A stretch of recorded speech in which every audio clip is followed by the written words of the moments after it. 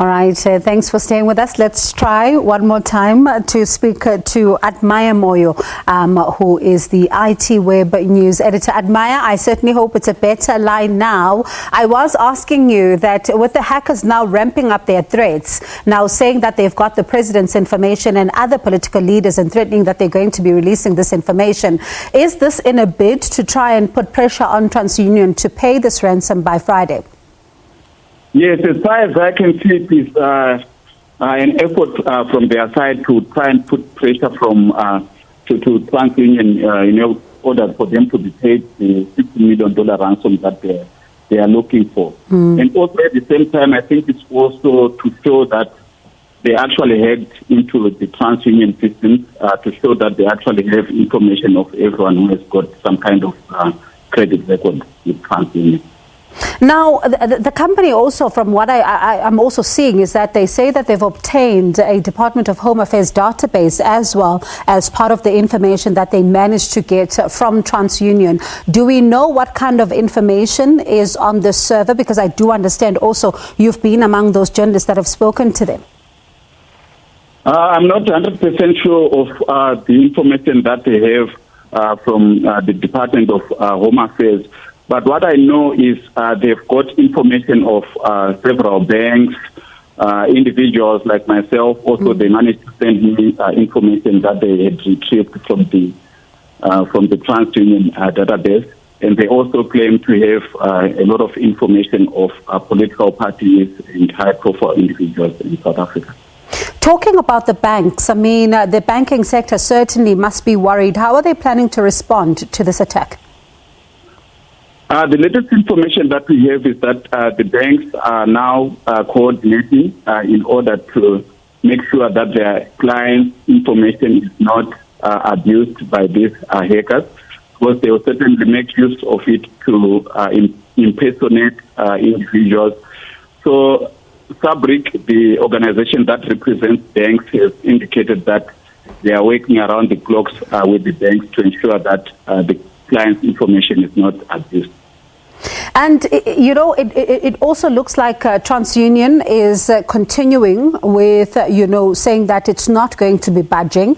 But we do know that the Friday deadline is looming. Has the company communicated what it plans to do next?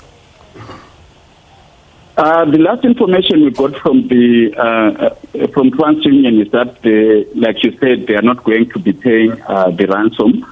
We have also spoken to the information regulator, which is responsible for taking care of such issues. And the information regulator has told us that they've been in touch with TransUnion for the credit bureau to give information on how exactly it was hacked and the sort of information that the hackers have.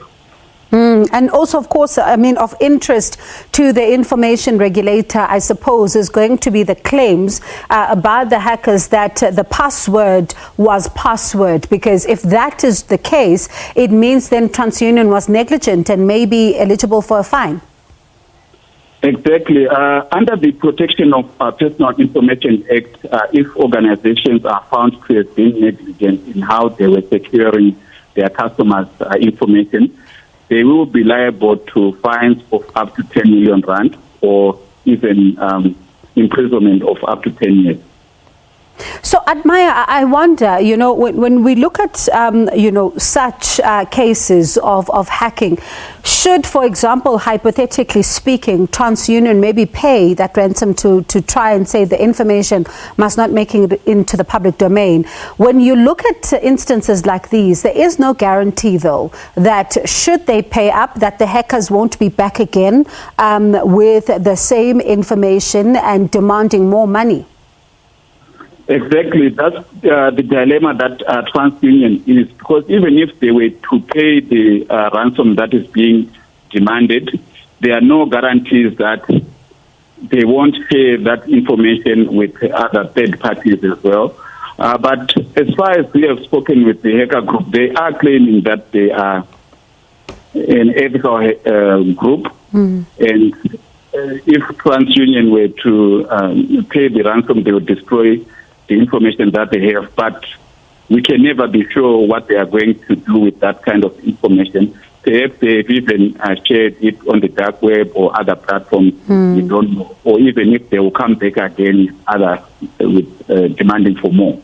Have you spoken to them again? And what are they saying if this deadline of Friday passes without their money?